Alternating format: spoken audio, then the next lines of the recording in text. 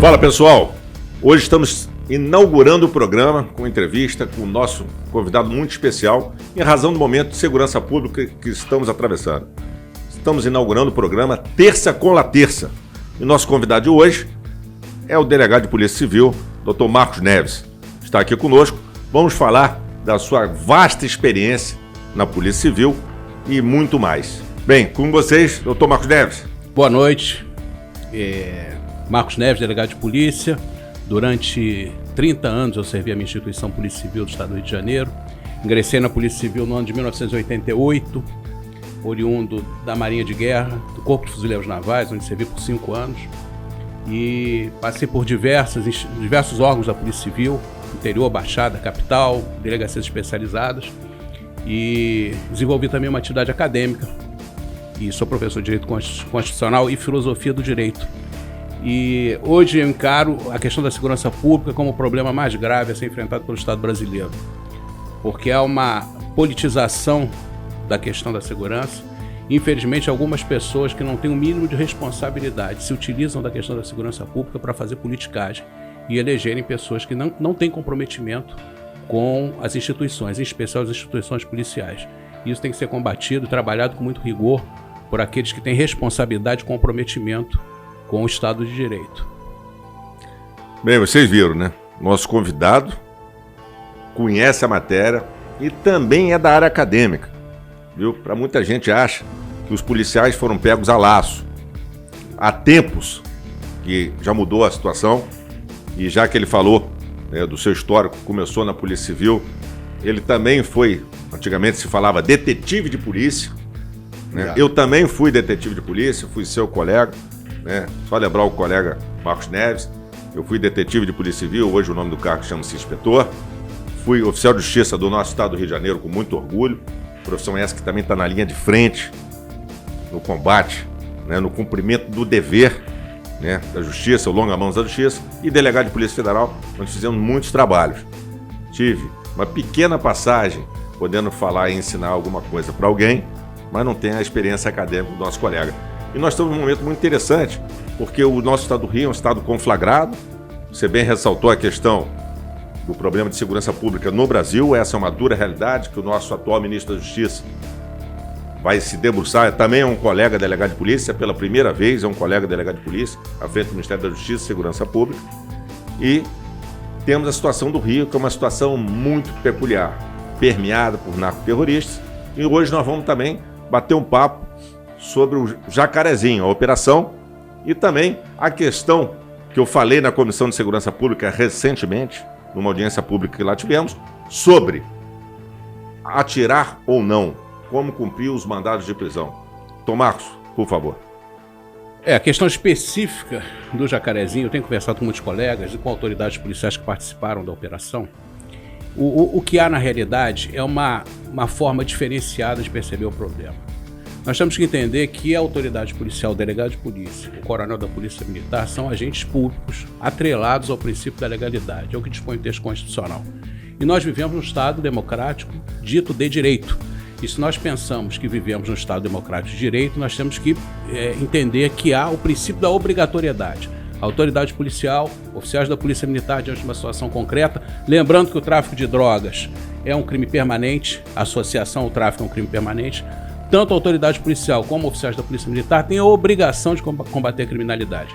E o planejamento operacional, ele tem que ser considerado caso a caso e tem que ser contextualizado. E, fundamentalmente, o delegado de polícia e o coronel da Polícia Militar, quando atuam numa área conflagrada, eles atuam com discricionariedade. Ou seja, quem decide o que vai ser feito e o que não vai ser feito é aquele que está comandando a operação policial. E nós temos que entender também o seguinte, que o agente público, quando exerce função pública, ele dispõe necessariamente de presunção de legalidade. Então, aqueles que, de alguma forma, criticam a ação da polícia, nunca estiveram observando a praxis policial, não tiveram experiência com a praxis policial. Aí é fácil criticar, você se trancar numa sala com ar-condicionado e falar daquilo que não se conhece, é muito simples. Agora, enfrentar o problema, praticar atos concretos voltados para a realização da segurança pública, que é complicado. Outra questão que é muito importante nós entendermos, há uma diferença fundamental entre eficiência e efetividade. Nós temos hoje uma estrutura de polícia que é eficiente e é efetiva. E a efetividade do trabalho policial se dá a partir de 3 coisas: apreensão de arma, apreensão de drogas e prisões. E essas prisões, inevitavelmente, levam a confronto, e esses confrontos levam, às vezes, ao resultado morte. O problema do auto-resistência, isso eu já venho batendo há muito tempo, inclusive em sala de aula, não está na quantidade do auto-resistência, está na qualidade do auto-resistência. O auto-resistência tem previsão no Código de Processo Penal, legitima o trabalho da polícia, e nós temos, repito, que entender que o policial atua como agente público com presunção de legalidade. É uma presunção relativa que tem que ser confrontada com a realidade do caso concreto, sob a égide, sob a observação e a fiscalização do Ministério Público, que é o único órgão com atribuição específica para investigar e fiscalizar o trabalho da polícia, e não essas organizações não governamentais que não têm comprometimento com absolutamente nada. Bem, senhores, estamos tendo uma aula aqui, né? Então, não só uma aula de como fazer polícia, mas uma aula também de direito constitucional, de direito processual penal. Vocês veem o nosso colega aqui, como conhece o assunto. Hoje, ele está, salvo engano, ele vai melhor dizer pra gente, né, já pendurou as chuteiras. Então você vê aí que tem muito conhecimento. Eu acho que poderiam dar oportunidade para ele estar em algum lugar. Isso é uma provocação minha, viu? Precisamos aproveitar essa cabeça pensante. Você vê como colocou com a clareza. É isso, colega Marcos. Parabéns pela clareza, a forma que você coloca. É exatamente isso que tem que entender. Houve um grande chororô da mídia, né, por parte de alguns representantes, inclusive hoje, né, as pessoas sabem, ou quem não sabe vai saber agora. Eu sou delegado de Polícia Federal, mas estou deputado federal, e a gente vem enfrentando, né, um debate polarizado, né, entre as forças do bem e do mal. E, na verdade, pessoas que defendem o mal querem dizer que isso é o bem. Está havendo uma grande inversão de papéis. A polícia sempre foi, né, a última barreira contra a barbárie. Salva as pessoas, muitas vezes esteve sempre à frente de qualquer situação para defender o cidadão. Precisamos aperfeiçoar as nossas forças policiais? Lógico, nós precisamos aperfeiçoar, né, a nossa própria sociedade. A nossa sociedade passa por inúmeros problemas, nós temos uma série de inversão de valores, mas o trabalho da polícia a gente sabe, a gente respeita, a gente confia, e volto a dizer, né, vamos lembrar o colega policial que morreu covardemente, e de lá o pessoal disse que aquilo houve, na verdade, uma certa exacerbação, mas não. O que nós vimos, as imagens não nos deixam mentir. Vagabundos, criminosos fugindo com seus fuzis, carregando, jogando fuzil, armas de guerra, a gente chama hoje de narcoterroristas. Olha, nós sabemos isso, eu já tinha conhecimento antes de me aposentar, eu me aposentei há quase 3 anos, hoje já atuo como advogado criminal. Já? Quase isso, 2 anos e meio, 2 anos e 10 meses. E eu, antes da minha aposentadoria, eu já sabia que algumas comunidades aqui, vinculadas ao tráfico de drogas ou dominadas pelo tráfico de drogas, dispunham de fuzis .50. Quem conhece armamento entende que a munição .50 atravessa o caveirão como manteiga. Então, a cada dia que passa, as organizações criminosas se armam cada vez mais, ficam mais poderosas e mais agressivas quando entram em confronto com a polícia. Outra coisa que é muito comum, e a gente tem que lembrar isso, muitos dos traficantes que entram em confronto com a polícia fazem uso de droga, em especial cocaína, e perdem completamente a noção do perigo. E são estimulados pelos chefes das facções criminosas a enfrentarem a polícia. E não têm comprometimento com absolutamente nada. Os criminosos, quando confrontam a polícia, eles praticam uma modalidade de disparo de arma de fogo chamada tiro de saturação. Ou seja, dão uma quantidade enorme de tiros direcionados para um determinado objetivo e produzem balas perdidas. É muito comum em comunidade a gente observar pessoas inocentes sendo baleadas. A mídia irresponsável coloca na conta da polícia ou abre espaço para se discutir a possibilidade do policial ter cometido um excesso através do disparo de arma de fogo. O tiro que o policial dá em operação é um tiro seletivo, não é um tiro sem um objetivo determinado, é um tiro seletivo, não é um tiro de saturação. E, infelizmente, a mídia, eu não sei exatamente porquê, fazem uma politicagem em cima do trabalho da segurança pública, dificultando, inclusive, eventuais operações futuras que a polícia poderia e deveria realizar para reprimir a criminalidade. Eu disse na Câmara, e aí aqui nós estamos no bate-bola, E é bom lembrar o seguinte: todos aqueles que se servem do tráfico defendem o tráfico. Isso é uma posição do Felício Lapesa. Todos aqueles que se servem do tráfico defendem o tráfico. Então, na verdade, você tem uma tendência a defender aquilo que você pratica, ou que você faz uso, ou que tem algum benefício. Não tem outra resposta, viu, Marcos Neves? Exatamente. Então é assim que a gente pensa. Agora, você falou sobre a questão, está advogando então, advogado criminalista, então, muito bem, ó, já viram o peso, né? E eu queria saber, e a área acadêmica está lecionando? Eu sempre tive, a minha história, antes de ingressar na polícia, eu sempre tive muita vontade de ser professor. Eu iniciei minha vida acadêmica estudando física, eu era muito jovem, ingressei na Universidade do Estado do Rio de Janeiro aos 16 anos para cursar física. Na realidade, eu queria ser físico-matemático, queria dar aula de física teórica. Mas, por questões pessoais, eu acabei me afastando do curso de física e me formei em administração, ingressei na Marinha, no quadro complementar, fiquei na Marinha durante 5 anos e vim para a polícia por vocação. Eu já na Marinha, eu trabalhava no serviço de polícia da Marinha, tinha muita vontade de desenvolver atividade policial. E quando ingressei na polícia, eu fui estudar Direito para poder fazer concurso para delegado de polícia, mas guardava no meu íntimo aquela vontade de ser professor. E fui fazer um mestrado, um doutorado e um pós-doutorado. Eu fiz 2 pós-doutorados em Direito e Filosofia, tenho formação em Filosofia também na antiga Universidade Gama Filho.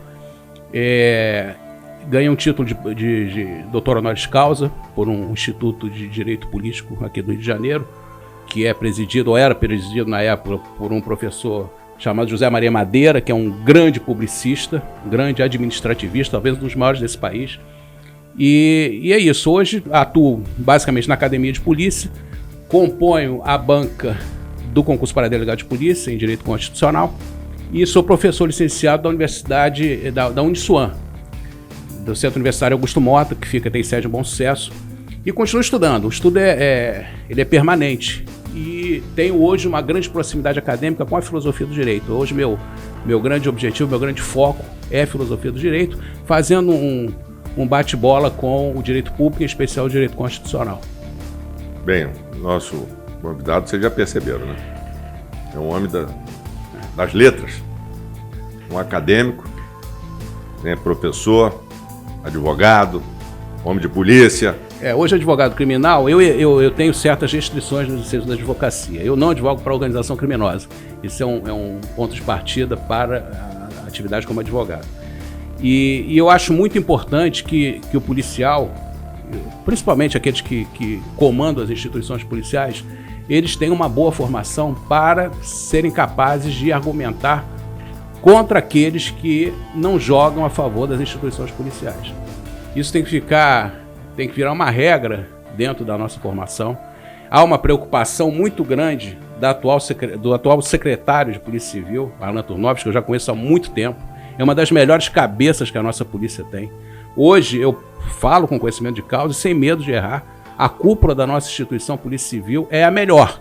Os que compõem hoje a estrutura, a alta administração da Polícia Civil, é o que há de melhor na instituição. Então aqueles que rebatem ou criticam o trabalho da polícia não se dão o trabalho de pelo menos conhecer ou ouvir aqueles que conhecem segurança pública. Conhecem na teoria e conhecem na praxis. Porque é muito importante a gente conhecer e dominar o direito, em especial o direito penal e o direito processual penal no exercício da função pública, mas é muito importante também ter o conhecimento da praxis policial. Hoje, uma operação policial, em regra, em determinadas comunidades do Rio de Janeiro, são verdadeiras operações de guerra de guerrilha. E por esse motivo, é inevitável que o policial instrumentalize a força para fazer valer a lei penal e a lei processual penal. Prender em flagrante, conforme dispõe a legislação processual penal, é uma obrigação. O flagrante obrigatório é imposto à autoridade policial. Então não é uma possibilidade, é um dever que a autoridade policial tem de realizar determinadas operações. Infelizmente, quando há reação do tráfico, ocorrem mortes. Eu assisti uma entrevista recente com um delegado que eu admiro muito também, chamado Marcos Amin, e ele foi muito claro: não havendo reação, é algema. Havendo reação, o policial vai necessariamente instrumentalizar a força necessária para coibir a injusta agressão. E ponto. Aqueles que não estiverem satisfeitos, que gritem, que esperneiem, mas a polícia vai continuar trabalhando e fazendo o seu papel. Sobre isso eu falei, já disse aqui em determinado momento, vou repetir agora e vou acrescentar ao que eu falei no início, sobre reagir, sobre reação. Né? A cada ação, né, você tem... Exatamente, a lei da natureza. A lei natureza física. Relação de causa e efeito, Relação de causa e efeito. Disse na Câmara dos Deputados, se não atirarem na polícia, a polícia não disparará um tiro sequer. E isso ficou provado na então chefe do tráfico, tida como chefe do tráfico do próprio Jacarezinho, a Sandra Sapatão, foi presa sem disparo de um tiro sequer. Eu acho que a vagabundagem da comunidade aprendeu a lição. Na verdade, me parece isso. Então a polícia foi lá e falou, opa, não vamos disparar, falando na linguagem dele, porque vai dar ruim, né? Vai dar ruim. Como deu.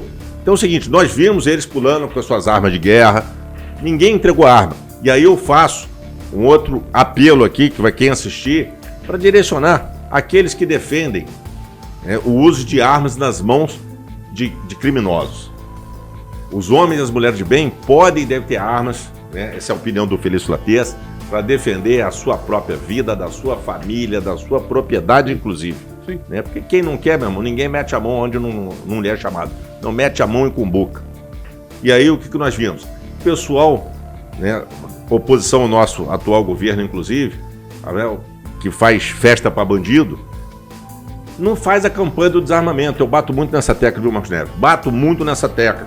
Vamos fazer a campanha de desarmamento dentro das comunidades, pessoal. Vai lá, vocês que falam fácil com os bandidos, com os vagabundos, falem com eles. Falem com eles para entregar suas armas. Os fuzis, as pistolas, os revólver. Revólver quase não tem mais hoje. Inclusive, o pessoal até brincou, né? Pegaram um obus, uma bala de canhão, do obus. Isso. Aquilo faz um estrago absurdo. Enorme. Enorme. Negócio, de um precedente absurdo. Você falou da ponto .50, como da ponto .30 também. Fura a chapa do nosso caveirão como se fosse manteiga. A gente sabe da letalidade de uma arma dessa. Cada dia mais comum, infelizmente, encontrada nas comunidades do nosso Rio de Janeiro. Então fica aí o nosso apelo sobre a campanha de desarmamento ser direcionada para quem não pode ter armas. Porque o indivíduo que pratica o crime. Porque se voltar aquela modalidade do punguista, etc., vai ser preso todo mundo no talento. Nós não vamos mais usar a força letal. E, na verdade, só lembrar o seguinte, ela só é usada para defender a integridade física dos policiais que estão, como você bem ressaltou, para cumprir a lei. Exato. O Felício, outra coisa que tem que ser dita é que aqueles que criticam o trabalho da polícia falam muito na necessidade de saúde, educação, saneamento básico, esporte nas comunidades. Ok, ninguém discorda disso. Mas esse não é um problema da polícia. Nós temos um princípio do direito administrativo chamado princípio da especialidade. Resumindo, cada macaco no seu galho. O papel da polícia é instrumentalizar a lei penal, a lei processual penal no caso concreto e ponto. Nada além disso. Então a gente tem que entender muito bem o que é um discurso jurídico, que é produzido pelos operadores da atividade de polícia judiciária, e o discurso metajurídico, que são aqueles que falam contra as instituições policiais, mas não têm a mínima noção de qual é o papel da polícia e qual é o vínculo que a atividade policial guarda com o Estado de Direito e com o princípio da legalidade. Isso tem que ser dito também para que as pessoas compreendam a diferença entre uma coisa e outra. É isso. Vocês estão vendo a clara evidência que está sendo colocada hoje, a atuação da polícia, em especial da polícia judiciária. Foi falado também aqui na nossa polícia militar, que faz o papel da ostensividade, que também muitas vezes é mal entendido. Recentemente, inclusive... E são os mais expostos, hein? Muito. O policial militar fica muito exposto em via pública. Inclusive são atacados por criminosos. Recentemente nós tivemos na linha amarela 2 policiais que foram baleados, um morreu infelizmente, num ataque covarde de traficantes. E isso tem que ser dito, tem que ser trazido ao conhecimento da sociedade. E eu não tenho uma pesquisa oficial sobre isso, mas eu aposto que se for feita uma pesquisa séria, a população, de uma forma geral, apoia o trabalho da polícia, o trabalho repressivo das polícias civil e militar. É claro que excessos acontecem pontualmente. Nós temos hoje, somando polícia militar e polícia civil, mais de 40 mil policiais exercendo atividade policial e, eventualmente, erros ocorrem. Agora, no universo de 40 mil profissionais, nós temos que entender que a maioria esmagadora trabalha de forma séria e comprometida com o interesse público. Você tira como base o político. Como tem político ruim, sim, rapaz. Claro. Então você tira, o que não presta. Você falou aí da questão de excesso. É verdade. Mas você vê a manipulação de informações hoje. Como fazem fake news. Muito. Pegam uma câmerazinha, estão lá filmando, estão lá registrando assim, fazendo. Aí depois cortam. Aí bota, por exemplo, um policial que agrediu. Essa semana, inclusive, está rodando uma imagem de um policial militar, salvo engano, de São Paulo. Que aparece ele, dando um soco no indivíduo. Só que a imagem anterior, na verdade, nos mostra o indivíduo provocando, o policial falando assim, não se aproxima, não chega perto de mim, que é óbvio que o policial tem que se resguardar. Vários policiais já morreram, porque seja vagabundo ou não, ou um agressor, né, que se tornou, inclusive, né, um homicida, muitas vezes, vem para tomar a arma do policial, o que é vedado, e o policial é treinado para isso. Então, hoje ensinam a não respeitar a autoridade, a abusar da autoridade. Só que a autoridade fala, não venha, não faça isso, e aí quando ele toma uma atitude, quando toma um gesto, e na verdade, para evitar um mal muito maior. E isso tem sido feito de forma muito danosa pelas nossas redes de televisão, que ela só mostra, inclusive, muitas vezes o fato. Você só vem saber depois pelas redes sociais que o fato não foi aquele. É a análise completa do problema. E outra questão que também comenta-se muito quando fazem críticas às instituições policiais é a questão do uso da violência. Eu vou citar aqui um sociólogo alemão, que é um dos fundadores da sociologia moderna, chamado Max Weber. Max Weber, quando definiu o Estado a partir do conceito de monopólio do uso da força ou da violência. A tradução correta do alemão é violência, monopólio do uso da violência. É uma violência institucionalizada, respaldada pelo direito, mas é uma violência. Não há polícia no mundo que não instrumentalize a força diante de determinadas situações. E lembrando aqui a questão da discricionariedade. A discricionariedade envolve uma coisa chamada, dois elementos, conveniência e oportunidade. Quem define a conveniência e a oportunidade da instrumentalização da força no caso concreto é o policial que está apertando o gatilho. Não é nem o ministro do Supremo Tribunal Federal. É claro que esse uso da força é pautado em razoabilidade, em bom senso, e está sob a égide, sob a fiscalização do Ministério Público, que, em regra, instaura o inquérito policial e, havendo excesso por parte de policiais, o Ministério Público, de forma responsável, denuncia o policial. Mas há um critério de discricionariedade para aquele que está diante de uma situação concreta, enfrentando uma injusta agressão. É isso. Hoje nós tivemos, na verdade, viemos falar da violência contra os nossos policiais, mas falamos também da violência como um todo, a questão, né, do risco ao Estado Democrático de Direito. Sim. Com determinadas comunidades achando que são invioláveis. Então isso é muito importante e acho que teremos uma guinada, viu, Marcos, no nosso estado do Rio de Janeiro, com o atual nosso secretário da Polícia Civil, com o próprio secretário da PM que temos aí, também fazendo um belo trabalho. São excelentes os dois, conheço os dois pessoalmente, são muito bons, e muito comprometidos. E o pulso firme nessa hora do nosso governador, sim, que é importante, né, o governador ter pulso firme. Ele foi muito firme, inclusive, nesse caso do Jacarezinho, muito firme. Perfeito, não ceder às pressões. Exatamente. Eu, só para ficar registrado também, eu fiz questão de visitar o nosso secretário de Polícia Civil, parabenizei também recentemente pelo trabalho que vem sendo desenvolvido, nosso secretário da PM. É exatamente isso que nós temos que fazer também agora, hoje, como parlamentares. É apoiar os nossos órgãos, seja eles quais forem, as nossas instituições. As nossas instituições precisam ser respeitadas. Exatamente. Então é muito simples. Se ninguém sair para roubar, não vai ter polícia procurando ninguém. Exatamente. Um exemplo simples. Exatamente. Né? Então, se você não traficar, você não vai incomodar ninguém, você não vai fazer mal a nenhuma família. E aí, para fechar o nosso bate-papo, eu fiz uma colocação também, você fica à vontade para fazer as suas considerações, com a sua experiência, óbvio, você vai saber dizer, como eu também, em razão da minha experiência, eu sei o que é feito com as nossas crianças e adolescentes, que o tráfico faz, sim, como ele escraviza, como ele oprime, como ele violenta essas crianças. Fala um pouquinho disso para mim. É claro que a saída para a questão da criminalidade é o investimento maciço em educação. Criar dentro dessas comunidades expectativa de vida para esses nossos jovens. Porque quando o Estado não atua na área da segurança, da saúde, da educação, do saneamento básico, não dá dignidade, lembrando que a dignidade da pessoa humana é princípio fundamental da República Federativa do Brasil, e quando essa dignidade não é observada, a criança, o jovem, o adolescente, não tendo expectativa de vida, vai buscar o crime. E na realidade são escravizados e explorados por aqueles que ganham dinheiro de fato com o tráfico de drogas, que às vezes nem estão nas comunidades. Lembrando um trabalho muito importante que a Polícia Civil vem fazendo com relação à repressão à lavagem de dinheiro. Hoje nós temos um departamento e 2 delegacias especializadas em lavagem de dinheiro dentro da Polícia Civil, e isso é fundamental, reprimir e atacar o bolso do traficante, para que ele não tenha recursos financeiros para adquirir armas e munições e drogas, e que vem alimentando permanentemente o tráfico e criando esse problema gravíssimo que nós enfrentamos na atualidade. Marcos Neves tocou agora num ponto muito importante, que é a busca lavagem de dinheiro.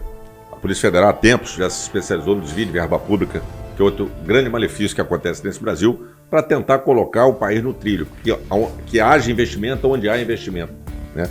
Políticos corruptos. É a mesma coisa acontece, a corrupção, para mim, é o maior mal de todos. Sim. A corrupção mata mais do que qualquer coisa que nós pensarmos. Exatamente. Mata mais do que guerra, mata mais do que operação policial, mata mais do que falta de saúde. Que, na verdade, a corrupção, ela faz faltar tudo. A corrupção faz faltar comida na mesa. Exatamente. É o câncer que está destruindo o Estado brasileiro. Exatamente. É uma doença que até hoje não descobrimos a cura, é o câncer. E outra doença maior, mais infeliz, é a corrupção. Exatamente. Tá? Então é isso, pessoal. Ô, Marcos. Olá, Felício, eu agradeço a oportunidade de estar aqui, humildemente, expondo minhas ideias sobre segurança pública, me colocando sempre à sua disposição. Eu sei do seu caráter, da sua dignidade, do seu comprometimento com as instituições policiais. Sei que você é um batalhador aguerrido, que você combate o bom combate, como ensinou Paulo de Tarso, e desejo a você muita sorte, muita disposição, muita saúde para enfrentar e continuar enfrentando esses problemas gravíssimos que afetam o Estado do Rio de Janeiro. Eu que te agradeço, nosso amigo que esteve conosco aqui. Vamos olhar juntos lá para campo para despedir do pessoal que vai nos assistir.